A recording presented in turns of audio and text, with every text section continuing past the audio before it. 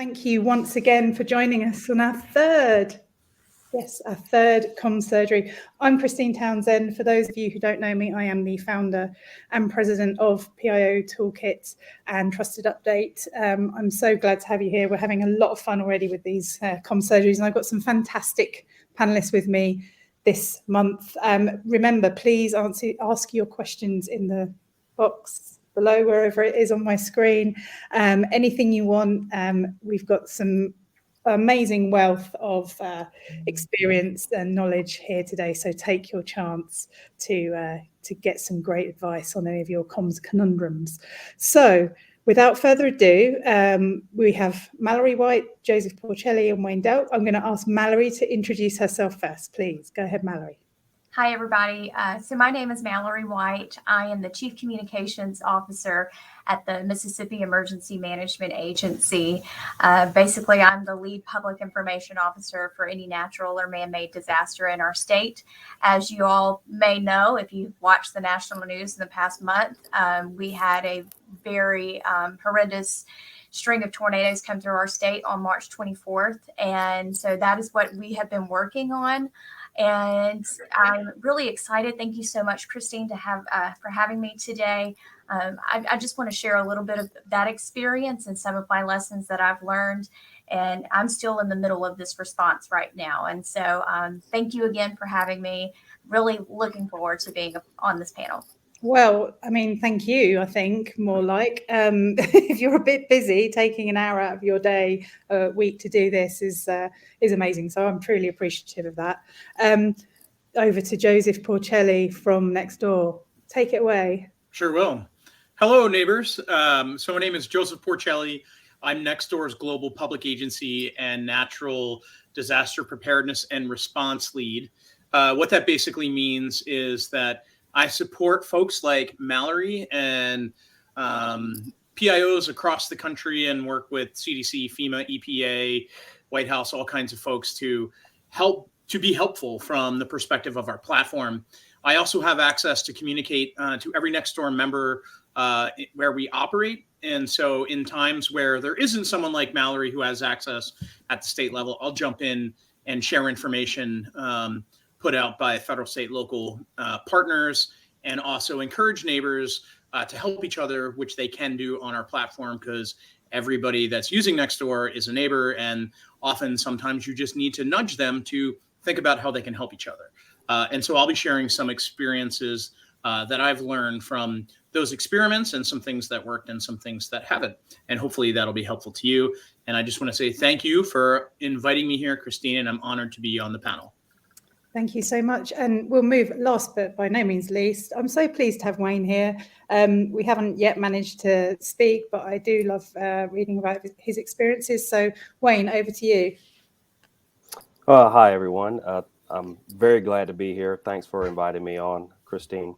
My name is Sergeant Wayne Delk. I'm with Cobb County Police Department here in Georgia. I've been the PIO manager now for going on 6 years. I served as a PIO several years ago, back in 2005 to 2007 as an officer. And when I came back to the role as the manager, the role had changed tremendously. And that was one of the things that I wanted to get our department up on is to become more proactive in our messaging. And so what we've been concentrating on is basically branding, making sure that we are out in the community and that we are a part of the community and they know we are part of the community. We're interacting and we are so much more active on social media. And that's one of the things I want to talk about, how you can mitigate a lot of negative press and negative interactions with the public by being proactive and getting out and making sure that they know who you are and that you are involved in so many aspects of public life. That's wonderful. Thank you. I couldn't agree more. I'm looking forward to hearing what you have to say, but I think we'll get started. We've already got some questions. So I'm going to start with Mallory. Considering all that's going on, I bet you've got so much to share. Can you tell me what's been one of your biggest communication barriers during what you've been working on at the moment with the tornadoes?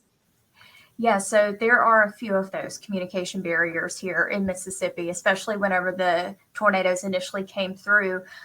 We had knocked out power, knocked out cell phone service, those types of things. So way that we would communicate with those residents initially, like through Nextdoor and those types of platforms, social media, Facebook, Twitter, they weren't going to be able to get those messages because they have no cell phone service. Their phone literally flew and they cannot find it anymore.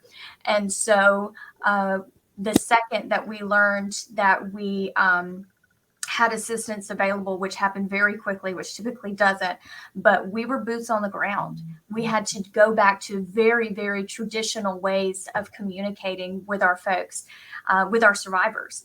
That was flyers. That was getting on radio stations. That was newspapers. So Rolling Fork, Mississippi has a robust community of newspaper readers still. And so they became some of our best friends in trying to get that information out to those survivors. So that was part of it. And of course, we do use the social media platforms, and we're going to push all of that information out on our social media. The ability to geo-target has made such a huge difference. But then you also have people who they're not living in those designated affected counties. They're having to go to neighboring counties to stay in shelters, hotels, those types of things. So we had to be really in tune to where these folks were living and staying at to make sure, and then go bring flyers to their hotel rooms. So we have worked with a number of course, FEMA, but we've worked with a number of volunteers that's bringing flyers to our grocery stores, to our faith-based community, our pastors, the NAACP, the fraternities around here, the sororities around here, and going to the trusted leaders in those communities, because sometimes people look at us and we're government, they don't want to trust us. But if we share that information with those community leaders that they're familiar with, they'll trust this process. And another tool that we started using, it was after Hurricane Ida. And one thing, if you're struggling with getting folks to hear your message, at least from an emergency management standpoint, at least from my position, we utilize school superintendents. So they have their own way of pushing messaging out to their parents. And so we called up the school superintendents in these affected counties and said, hey, we have these flyers in Spanish, English, and Vietnamese. Can you send these with your students so they can tell their parents that they can apply for assistance? That's one of our big messages right now is please apply for the FEMA assistance. And after we did that, we saw our numbers go up. Another thing that we are trying to get our other state agencies to keep in mind is when someone goes through a disaster such as traumatic as the one on the 24th, I mean, a lot of people died. We had 21 people that died. People don't have homes anymore. You have to, for lack of a better term, spoon feed them the information, because mentally they're being inundated with all kinds of information coming to them. And what I mean by that is a lot of our students had to relocate, and they were being urged to, wherever you're sheltering right now, finish out the school year in that area. So if you were from Rolling Fork, but you're staying in Vicksburg, you need to finish out the school year in Vicksburg. And so initially the flyer was go to this website and find that school district number. And my suggestion to them was, no, you need to list out all of the available school districts and their phone numbers, and you have to spoon feed it to them. Another one of our agencies, and this means communication can affect operations. So another one of our agencies, people need vital records, their birth certificates, those types of things. It was all swept away in the tornado. And they wanted to tell people to call a phone number and we'll mail it to you. I said, these folks no longer have mailboxes and they're not staying at home. They're staying in hotels. And messaging can affect operations, which means we then got mobile trailers out there that could provide those vital records on the ground.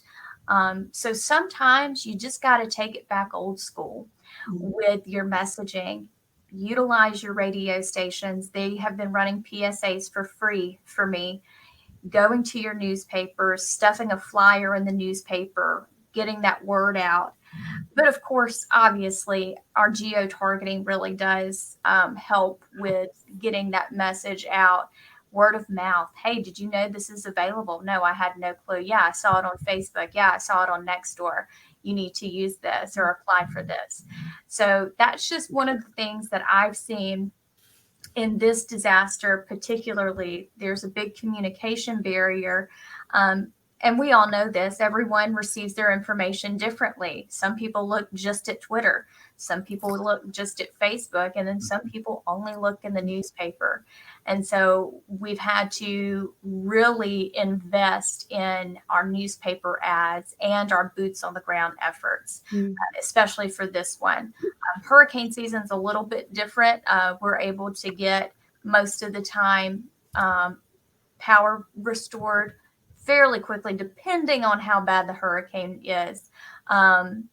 But this one took a little bit longer, and there's an age gap in certain areas.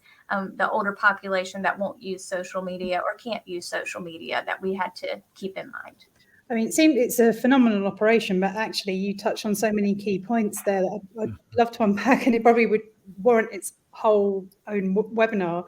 But I think you definitely highlighting the importance of knowing who your stakeholders are, knowing who the influencers are, because without knowing those, you don't know how to communicate with them and through which channels. So you are right. It's that operational response, does shift depending on how people are getting their information. So I think you've highlighted some really, really key points there, and I will come back to those. There's almost too much to Sorry.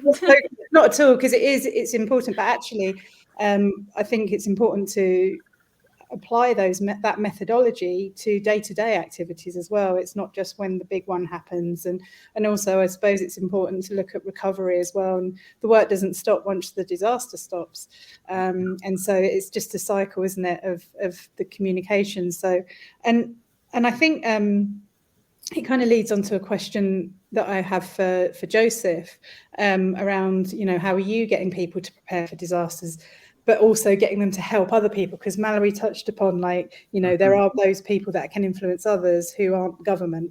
So how do you help people to help others? I'm going to answer that, but I just want to emphasize something that Mallory said that's so important about reaching people where they are through trusted messengers. Like, that applies on social and it applies on analog. When I worked for Boston Police years and years ago, when I was organizing neighborhood watch groups, it was the head of the Moms Association who broke through and got like 60 moms involved on 60 streets, and it was all analog. Now, this is back in 2007. So, we had Twitter and we had a blog at the time, but we didn't have the other tools that we have today. So I just think that's super important. When we talk about preparedness, there was a study done back in 2013, 2014. I think I'm maybe getting the dates wrong, somewhere around that time range. And it was under Presidential Proclamation 8. And basically they looked at who's going to prepare. And what they learned is a third of people will prepare, a third of people might prepare, and about a third of people won't prepare. And preparation is often a luxury, right? It takes funds and finances and time. And for folks who are working multiple jobs or who don't speak English well, or don't make too much money, buying that Go Kit and storing $200 worth of goods away in a bag isn't available. So one of the things that I've been experimenting with on the platform for a number of years now is what I call incremental preparedness. And again, Mallory touched on this as well. Mallory, I think you should talk anytime before I talk. You helped me say many more smarter things. So thank you for that. But make it bite-sized and consumable, right? So if there's a tornado coming, sometimes I'll see folks go look at ready.gov. There's tons of information on there, and it's really overwhelming. So the public information officers we see that are using Nextdoor, who have been through events like this and who have unfortunately had the opportunity to learn the lessons, are offering one action to do at a time over time.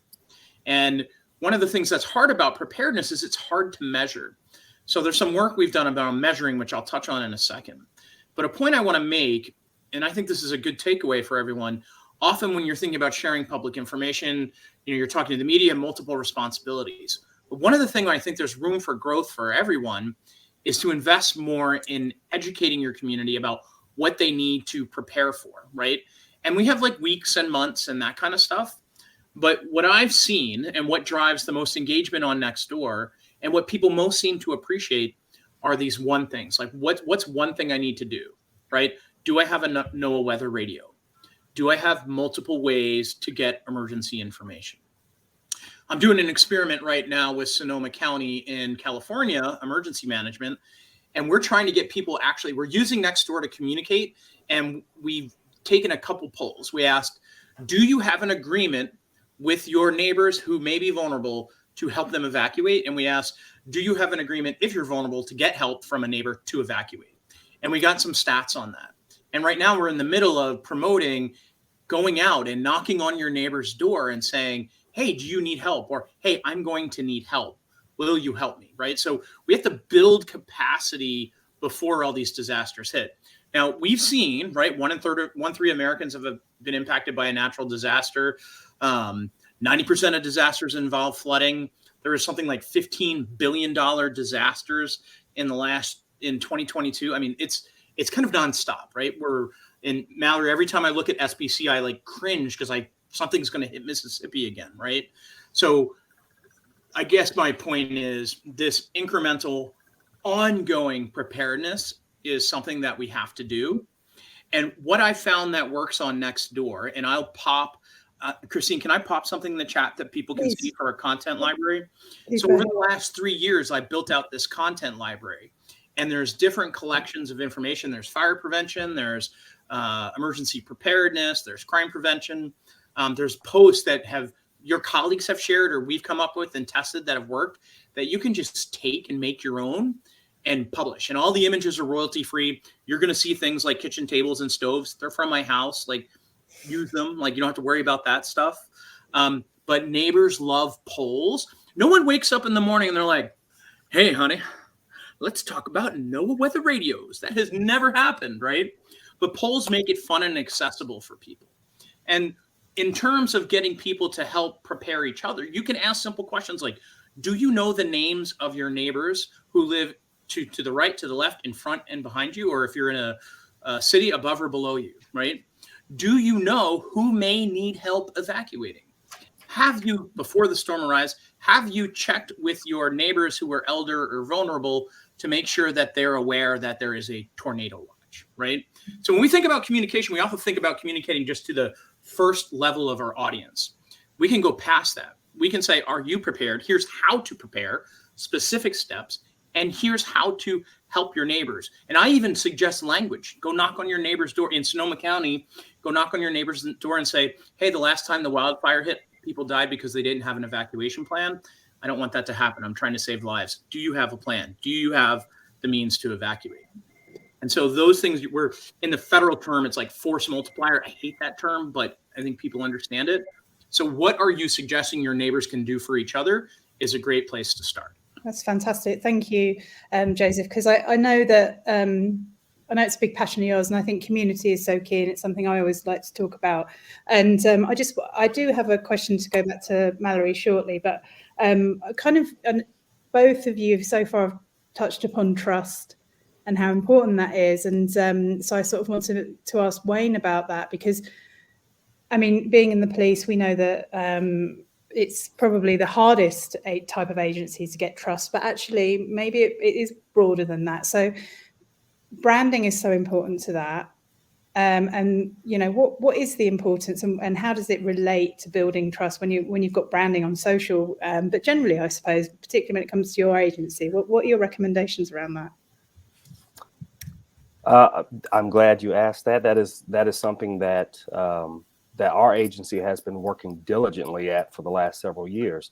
And you're absolutely right. I agree with everything that Mallory and Joseph have both said. But for us on the PD side, it really is, or it can start off as an uphill battle to gain that trust.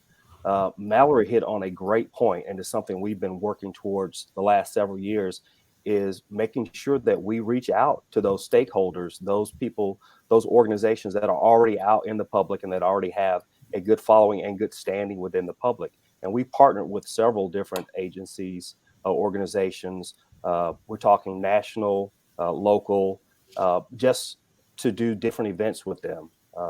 We've hosted events, they've hosted events. We've partnered with the NAACP, SCLC, Mothers Against Drunk Driving. You name the organization, we've done something with them. That does several things for us. It helps to build trust within the community. They realize that we are part of the community, and we aren't just there when things go bad, but we're there while things are going good, and we want to keep that line of communication open. But also, when things do go bad, when there is a crisis, we have additional means of communicating with the public. Mallory hit on that. Sometimes they may not come to our page. They may not look to our page for information. They may actually go to another organization. So what we've started doing is if there is a certain event that that affects not only our agency, but maybe another public agency, we'll share the same information. If they've already put out information, they've already curated a post, we can just share their post and vice versa. So that partnership is beneficial when times are good, but also when there is a crisis, when that crisis hits, we've already built up a trust relationship with the public. So sometimes they will come directly to us for information. The worst thing a police agency can do, and I preach this all the time when I teach, the worst thing a police agency can do is when there's a crisis that involves their agency, is to wait and wait and wait and allow other people to push out information. Because a lot of times that information, although they may be well-intended, they may be incorrect. And we generally will have the best information if it involves our agency. So it's always a good idea not to wait for things to get so bad. Oh, well, now we have to say something. No, push out the factual information that you are allowed to push out. Push it out sooner rather than later. And also share that information with those organizations you've already built a relationship with, and have them also echo that correct information, because they can correct a lot of misinformation that gets out early on in some of these situations. Our situation is obviously going to be a lot different than what Mallory deals with, but they can be just as devastating to the public. So it's important to build that trust beforehand. So branding for us has to do a lot, not just with our brand, our name. It has to do with our name should be associated with us being trustworthy, that we are constantly pushing out good, positive information about our agency. And if something negative happens, well, by God, we're going to go ahead and we're going to push that information out also. And it's not to make excuses for it, but it is to put out what is factual. So if we have to answer for something that may not be too good for us, may not look good for us, we need to put out the factual information, and that way we can dispel any rumors based around that. And I think consistency is the key, isn't it? Because once you have that strong brand that is constant, consistent, and reliable, then people are less likely to believe misinformation about an agency. Correct. It doesn't fit in with your narrative and with your brand, because it's in contrast. So I think it's so important to just be so on top of that every day. You know, you're absolutely right. And I'm going to come back to you with the question that I have for Mallory as well, because I think it's important for both, but I have a feeling you're going to have different answers. And it's around stakeholders. So Mallory, Chad was asking, like, what did it look like to actually get stakeholders involved with you spreading that message? How did you go about that? So it's a couple of different things. So we have our FEMA partner who actually does have a lot of connections around here.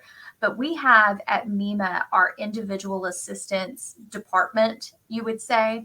And our IA department works with private nonprofit organizations. They work with those community leaders. They have personal relationships with them.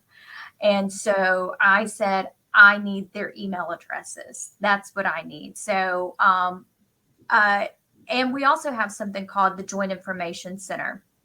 And if you're not familiar with, if you are a PIO and you're not familiar with a Joint Information Center, you need to get familiar with it. So a Joint Information Center for us, for our agency, is I'm the lead of it. And it is all of the state PIOs coming together in one. Some people do an in-person room. I like to do virtual, in one room, and we're sharing all the information. So my PIO for the Department of Health is, we're opening a field hospital. It's opening at this time, this. And I take all of this information and put it on one press release, and that's it. No one else has their own messaging. It comes from one, and it is a state press release. It's not a MEMA, it's a state press release. But going back to the stakeholders, I also have, it's Mississippi. Everybody knows everybody. I'll just be quite honest with you. So someone in my office, her husband works for One Voice, which works for the NAACP. And so we were able, and then like my FEMA counterpart, who's wonderful, she's an AKA. And so she has a lot of connections as well. I'm also friends with a lot of AKAs, which is a very popular sorority. And I used to be a news reporter. And so I have a lot of connections with the media around here as well, which has helped. And so it has kind of grown a little bit naturally. But if you've taken that FEMA PIO class, that 95.5%, I know what I'm working on that 95. So when the 5% hits, I'm gonna be building up my stakeholder list even more. A lot of it was like I had conversations and meetings with the Mississippi Baptist Association, Catholic Charities, those types of things, because the faith-based organization, especially in Mississippi, plays a huge role in our recovery efforts. And so it's about making time in your schedule to have those meetings. Another thing too, though, and it happens a lot, especially right after a disaster, we are being asked to go into the community and teach preparedness. And that's what we're trying to do. We can't do it this month because we're obviously actively engaged, but we're getting into the schools, we're getting into the churches and talking to them and letting them know that you can actually have a really big role in recovery and response. And this is the role that you could play.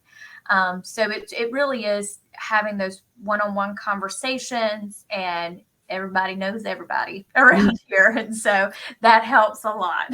Well, relationships are key. And I think people forget that, before social media sounded like a dinosaur, but it was, if you didn't actually speak to someone, you didn't have a relationship. So it's easy to fall into the trap of digital communication, and it's absolutely vital. But yeah, knowing someone and being able to pick up the phone is quite, or send a letter maybe, is really important. But Wayne, how about you? Because it's a slightly different setup for you, I'm sure, but I imagine the principles are the same. But how do you actually go out there and actually convince? It is convincing people. It is like persuasion, isn't it, to get people to be your spokespeople, your unofficial spokespeople. How do you do that? Uh-oh. Okay, you're back. My screen froze for just a second there.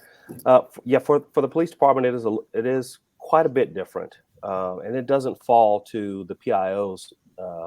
And I'm lucky I'm not a solo PIO. I have two officers that work in my office, but it's not left to us to make those connections. It actually falls upon our command staff. That's from the chief on down to deputy chiefs and majors to make those connections. And it falls to the head of the agency first and foremost. But we're a large enough agency in Cobb County. We have a community affairs unit. So we are actually able to go out to different events and partner with. We have enough officers occasionally. We can have some of our officers who are working the beats to pull off for a moment to go to these different organizations when they have meetings, just to be present, just to be seen, and also to interact with the organizers as well as the public who are there at those meetings. So it's a bit of a different animal for us. I think it's not as bad now as it might have been 10 years ago, because we've made all those inroads, and we have continued to cultivate those relationships. We have a lot of sit down meetings. When I say we, our command staff, they have a lot of sit down meetings with members of these organizations, and these are regularly scheduled meetings. They do this all the time, and it's not just because something is bothering one or the other. It's just to keep in touch. It's to keep those lines of communication open. And these are face-to-face meetings. those are really important for when those bad incidents do come up. When they do happen, we've already had those communications. We've already talked about how we're going to message, and we've also already talked how we're going to share information back and forth. Those organizations, those leaders in those organizations, they get a seat at the table. They are aware of things that the general public are not, because it behooves us to share as much information with them in those situations so that they can help to get the correct information to the public on our behalf. The worst thing that could happen is we could withhold information that would help the public better understand the situation just because we think it might make us look bad. We're not here to serve ourselves. We're here to serve the public. We are part of the public. So for us, it's more about making sure that we're getting the correct information to the correct people at the correct time, which is as soon as possible. Absolutely. And I couldn't agree more. And I think transparency and accountability is so important. And really, if you look at Pelian principles, policing principles, that's what it all comes down to. And, I'm a big fan of community engagement in that sense. And I'm going to stick with you for a moment, Wayne, on that. And then we'll move over for different perspectives. But how do you measure success when it comes to that kind of community engagement? What's your benchmark for what went well and what didn't? How do you assess that? It's a difficult thing to assess it, but what we've looked at is when we do have things that we're pushing out on social media, because we can actually look at the different comments and responses we get on social media.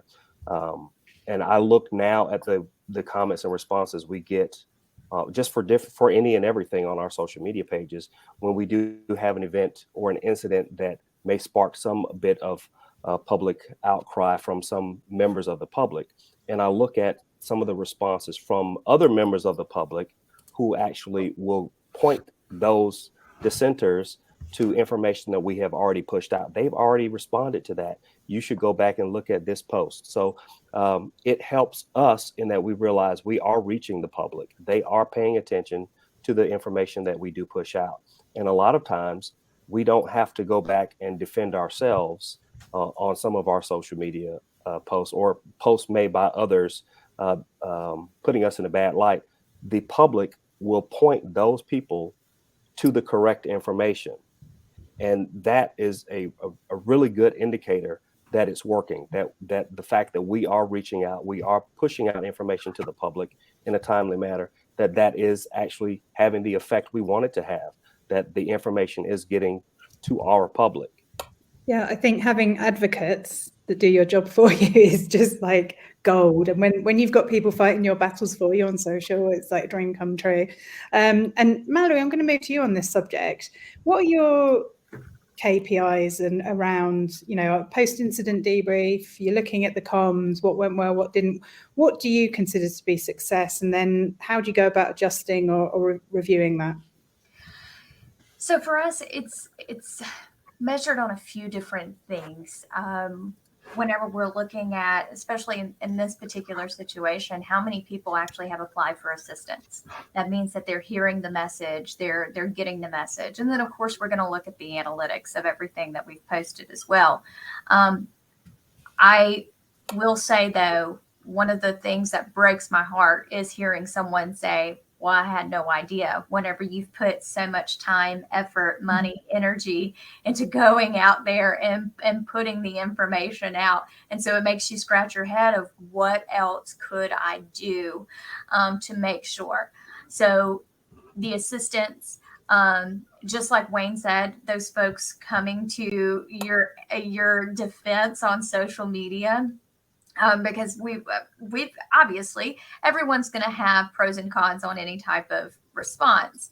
But one of the things that I feel like we've been successful in, we've really quelled the rumors that have been going on, because everyone is set, FEMA's giving out $800 and things like that. And so I haven't really seen that much during this. One of the biggest compliments I've ever seen on social media is my boss was up there doing a press conference, and I'm reading the comments, and they said, "Oh, MEMA's here. We know everything's going to be taken care of." And I was like, that's probably one of the biggest compliments, because it means that people have faith in us, because we've been activated on a few things that are not considered the norm for us, from a water crisis to an electrical crisis to obviously COVID, which all of us dealt with. So to get that makes me feel really good. And you don't hear as many complaints. I haven't been hearing as many complaints on that end for this. So I feel like we've been very successful, but none of the success can happen without, and I would be remiss to say, the FEMA boots on the ground. We have almost 500 FEMA folks here that are helping us spread the word. So we have to have that buy-in from folks to help share that message. And so trusting us that we're giving them the right information too. And the volunteers, oh my gosh, the volunteers have been amazing in this, and they also help us spread. We drop off information at donation sites and volunteer sites and those types of things. And so I feel like we're not anywhere near the end of this fight whatsoever, but I feel like we've been pretty successful so far. And tomorrow we're going to be putting out another video of letting people know this is where we are in the response. We saw a lot of good success when my boss did the first video, and he said, look, our first two priorities right now, debris removal and utility restoration. That's what we're focused on. And I think people appreciated that even though we weren't promising anything, we were just saying, look, this is what we're working on right now. That's fantastic. And I mean, it's such a behemoth of, I imagine you have to be incredibly dynamic as circumstances dictate on how your messaging plays out. But move to Joseph, kind of following on from this, you're going to have slightly different perspective from how you see people react on Nextdoor to what is successful and what isn't, like what works and what doesn't when it comes to engaging people. It's all well and good being an agency and asking for feedback, because you're going to get slightly different to what you just see from your position. So what would your advice be, or what would you give as an example of what is successful and what isn't when engaging with stakeholders? I'm going to answer that question, but I want to just jump back again real quick. I just shared a link in the chat to a document called the Community Center Engagement Plan for Law Enforcement, in which Christine actually assisted with. This was about a year ago. Starting on page 10, there's 3 polls that you can ask. The idea here, the polls basically ask, are you aware that we, actually, let me just pull this up here. Are you aware of the services we provide? The second poll asks, if you have used our services in the past 3 months, please rate your level of satisfaction. And the third one is, as a result of our communications on Nextdoor, have you taken any of the following actions? That'll give you some qualitative data. And if you ask these polls every 3 months on Nextdoor, you can see how it changes over time. And those can be measures or indicators of success, right? This isn't exactly scientific. Our head of research or who does surveys at Nextdoor will be like, well, Joseph, that's not statistically. Yeah, I know. But it gives you signal, which is really important. So just to add to the other conversations, I think that's important. You can also do this for, if you do a bunch of communications about, tornado preparedness, and then, you do that over 3 weeks. And then the 4th week you ask, as a result of our communications over the last month about tornado preparedness, which of the actions have you taken? And people will give you that input. You can then say, depending on how you word the question, this many more people have a NOAA weather radio, have identified a shelter, right? Like, understand the difference between a watch and a warning, all those things that are important. And by the way, I've done polls in Mississippi, Alabama, Tennessee, like all those states, Georgia, and on average, between 10 and 15 people with the sample size of thousands don't know the difference between a tornado watch and a warning. So, all right, I'm going to stop there. Christine, can you ask your question again? Because I got too thinking about this and I've forgotten. I was mesmerised by. I don't know what the difference is between a watch and a warning. We can talk about I never even knew what a tornado We'll cut was you up. before I moved Yes, here. we'll cut you up. Christine, say afterwards, and we'll all take care of you, okay? Because you need to know this information. Yeah, since I moved to Texas, it kind of freaked me out. But but actually, it's quite interesting because one of the things when I did move was I didn't know any of this. I've never experienced weather like Texas weather before in my life, coming from the UK, and I was actually seeking out information. I didn't know where to go, and as soon as I heard that siren go off, it scared the bejesus out of me. So note to anyone, if you've got someone coming from a completely different country, maybe think about them as well, or those that are on vacation. But joking aside, so my question was, how do you see success? What does successful stakeholder engagement look like to you from the point of view of your role? Sure. So there's a great theory called job theory, jobs to be done. And it's there's actually an article in Harvard's Business Review about it. But basically, the statement is understand the progress your customers are trying to make when they buy your services. So, right, in this world, your community, whether, depending on who you're communicating with or your customers, oftentimes I see an agenda that the agency has, and that's not always married with the agenda the community has. So it's really important to ask your community, what do you want? What do you need? What would be helpful to you? And then start communicating about that, and then ask them, how are we doing? Are there gaps in our communications? Is there something else that would be helpful to you? The more you ask, the more you listen, the more you demonstrate that you heard and that you're tailoring your communications to them, you are then satisfying their jobs to be done. And so I think I often see that, and I appreciate it's difficult. There are politics involved. Sometimes it's not safe to ask certain questions because you can't respond to it. It's outside of your control, or there's other forces at play, right? We've seen that time and time again over the last couple of years. So listen to your community, ask your community, listen to your community, demonstrate that you're listening, iterate and repeat the process. Doing that and will help you solve their problems, which in turn builds trust.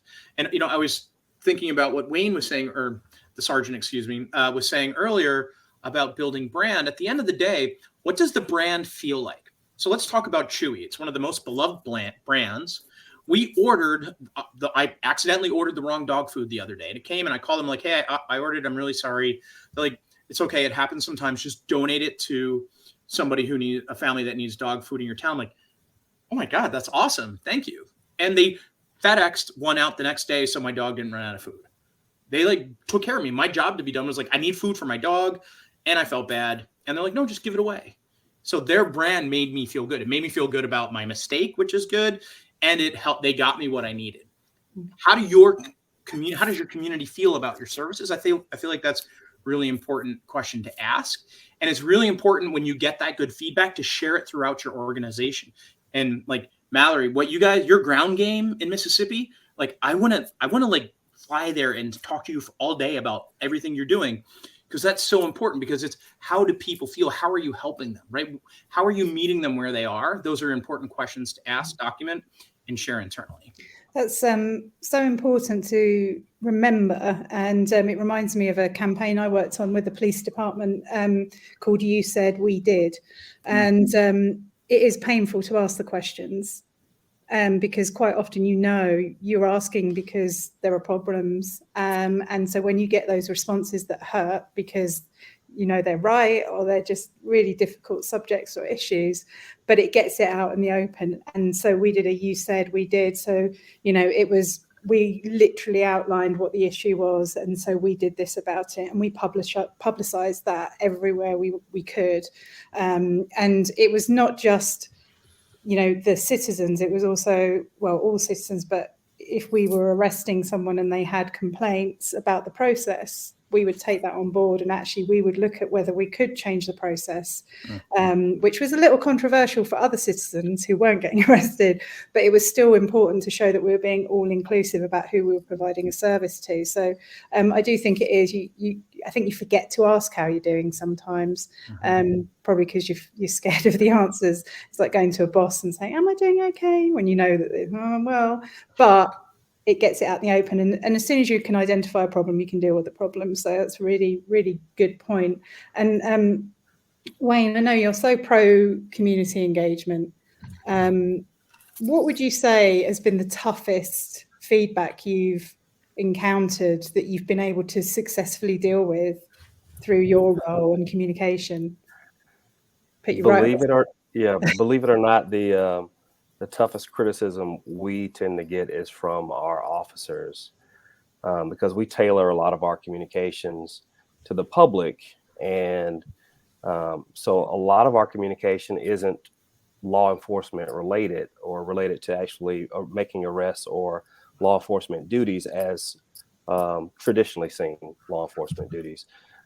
So some of the biggest criticism we've gotten over the last few years has been from some of our fellow law enforcement officers. So we've had to sort of educate them, and our chief is totally on board. This is our branding is something that came from the top down, which is what it should be.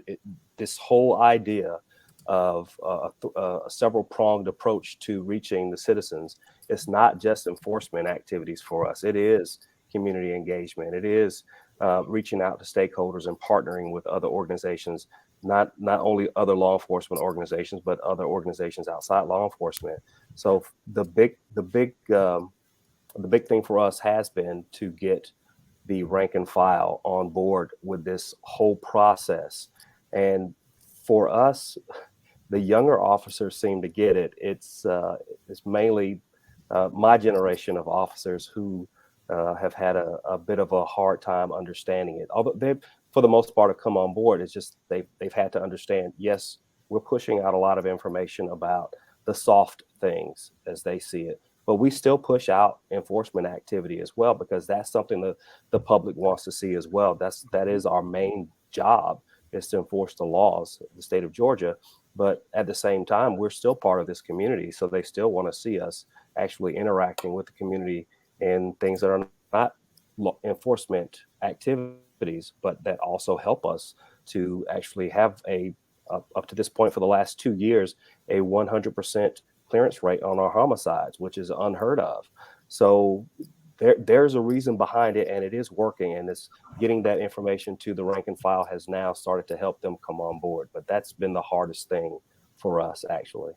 Well, firstly, I'm moving there. With those crime stats. I'm not sure I like the heat though, but internal comms is it's my least favorite type of comms, and it's actually often forgotten that, I often share a story of an officer who was involved in a high profile case of mine, and it was broadcast live on Sky News, and her family saw it before she saw it and knew about it, and it was an officer involved shooting on a terrorist incident. So it was kind of a big deal, especially in the UK, and we just forgot to tell her. And so I say we, organisationally. So I think that's so important, because it's so easy to forget your co-workers, and oftentimes they have the best ideas, but they don't feel like they can come forward and speak about them as well. So you made a really, really good point there, because you can't get the community engagement message out if you haven't got the investment from your own members, because they're not going to push that forward, because firstly, they probably don't know about it. Secondly, they don't understand it, and they may not even agree with it. So that's really interesting. And I'm so glad you raised that. And Mallory, you must have to do an awful lot of internal comms. Yes. So it all starts with, so my boss's motto is people, people, people. The first set are the people who work here at MEMA. The second set are the 82 EMA directors that we serve, along with the Mississippi Band of Choctaw Indians. And then the third set of people, the 2.9 million Mississippians that we serve. And so whenever we have anything come out, MEMA All is the one that usually gets it first. They all know about it. One of the things that some of the main communicators that I talk to are our area coordinators who work directly with our EMA directors. And we have built a trust with each other that now, if something happens, I usually get the phone call first before their boss. Sometimes they're like, hey, we just want to make sure you know that this has happened out here. So yes, the internal communication is so important because we have so many programs. We have so much different things going here and there and everywhere.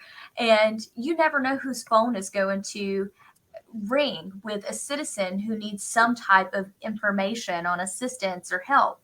And so I will write talking points for the entire agency and send it out to them, so they know that, all right, if someone's calling and they need FEMA assistance, they can call this number. We can go ahead and direct them. So we don't have to send them to 5 other people in the building. They're already stressed out. They're already probably a little upset. And then the government's going to pass me around 5 different times before I can get an answer. So internal communication is huge before an event, during an event, and after the event. So we can all know, all right, where are we setting up staging areas for resources? So whenever this sucker hits, we have it ready to go. I need to know that type of stuff. It is helpful to have a boss and executive staff that understands how important communication is. They've invested in it. I have a 5-member team here for external affairs, which is very unheard of in a lot of areas. And so they've actually taken the time to invest in us. And so we have people on my team that can fly a drone. We have in-studio live interviews going, and it looks very nice. And so, but the internal communication is key because a lot of our folks, those are the boots on the ground. So they need to have that information with them before the public has it. And also, I think people forget that we're also citizens as well. So, we still pay our tax as well. So it's kind of like, would I be happy about this communication as a citizen? And it's important to have that in mind as well. And one of the things we did, I can't remember who said it earlier, they may be afraid to mention or bring ideas.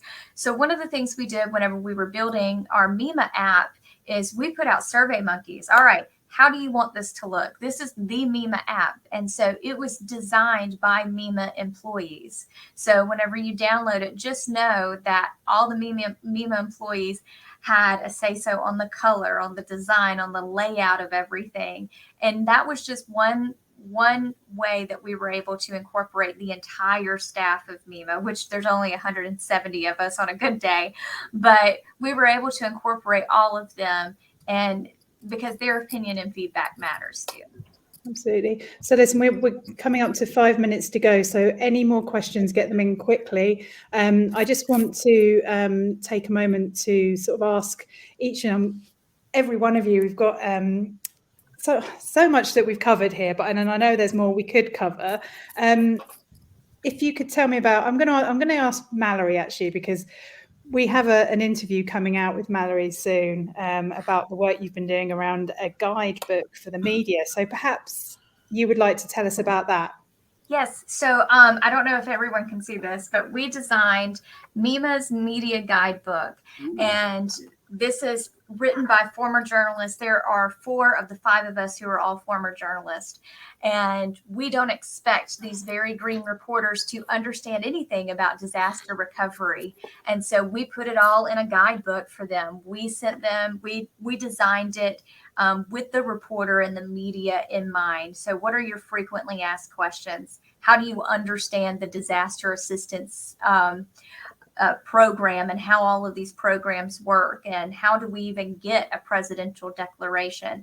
So we wrapped it up all into one, and I've gotten really good feedback on it because our media folks can help us set expectations that MEMA is not going to come in here and rebuild your entire community.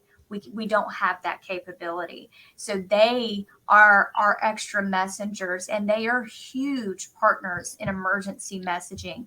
You need them. Anytime I talk to folks who are taking a PIO class, I said, if you think the media, if they're the enemy, you are in the wrong class. I used to be one of them. And so this is a really great guide. It is on our website, msema.org. I have our Department of Public Safety who wants to do one for them for the law enforcement side to explain to them a little bit of the judicial system and how that works and why we have to say things are under investigation and those types of things. And so we even gave them how can MEMA help the media and how can the media help MEMA as well. And so we try to be very transparent with them. We try to feed the beast with all of our drone video and things like that. It really does help them. Am I spoiling them a little bit? Absolutely. But they do a great service for us as well. Because most of the time I can call them up and say, hey, I need you to do this. And they do it for me. If anyone gets the chance just to look at this, it's a fantastic document. I say we interviewed about this and that'll be going live soon. I was really impressed by it. I think it's great that you've done this, so thank you. Wayne, is there something you'd like to tell us about? I know you do some great stuff online with your blogs and your training, so what have you got going on? Well, I am actually in my last year. I'll be retiring early next year, but I'm going to continue on with the training. I actually started up my own company last year just to start working on some training classes that I could actually sell commercially, because I do a lot of training here in the county, or I had been before COVID hit, and that's so I slowly started back doing that. But the biggest thing, and I know several people have, I think I've seen a few people list some organizations. If you're a communicator, you need to join an organization or several if you have the opportunity. The National Information Officers Association is one that I've been with for several years. These organizations are great. If not for the training value, but also just for the networking, that's invaluable to get the phone numbers of people who have been there and done that. I'll probably make sure I save Mallory's information because she's been there and done that. Joseph, I'm going to be in touch with him because you have so many resources available to you to help you when you have an emergency. And really quickly, here in Cobb County, we started our own little organization several years ago, maybe 4 years ago, called MAPIO, Metro Atlanta PIOs. And we started that, and Joseph made me think of this. We have a calendar, a yearly calendar. Each week has a theme, and it's outlined, and we have this basic little post. You can change it up. Each organization can change it up as need be, but we have things that we want to touch on each week. And it's great to have that available and on hand. The media knows that we'll do interviews based on that subject each week. So if there's nothing going on, if it's a slow news week, they can call up one of our organizations. Hey, can we talk to you about crime prevention? Of course you can. That's what we're covering this week. So networking and having a calendar for social media posts does help. Thank you so much. And Joseph, you've got 60 seconds because I need my time as well. So, sure. Thanks for having me. If you want access to Nextdoor, you can apply at nextdoor.com/agency. I'll pop that link in the chat. And then one thing I'll add is relationships are everything. Spending time getting to know people, being able to communicate matters. I have 19,000 people in my contacts that I've met since 2006. I have people's cell phone numbers. I text Mallory when I need something or I have a question, or Christine. It just matters. You have to invest in your relationships and how you're going to get in touch with people. And text often wins during disasters and crises. Well, thank you. I am so honored to have spent this time with you guys. It's been brilliant. And I just love how it gets my brain going. And now I've got some ideas about what's next. But the one thing I want to tell people about is that next week, we are actually publishing our first guidebook on community engagement that I wrote myself. So I'm very excited about that. It's going to be totally free, available to PIOs or anyone really. I know my mum wants a copy. So please just sign up to our mailing list, join us on LinkedIn. We'll be having another comm surgery next month. I'm currently at the ESPIOC conference in Colorado, so I'm having a great time here, but I will be at Capio next week in Monterey. So if you're there, drop me a line. But anything you ever need. And finally, thanks once again to Mallory White, Joseph Porcelli, and Sergeant Wayne Delk. Thanks so much.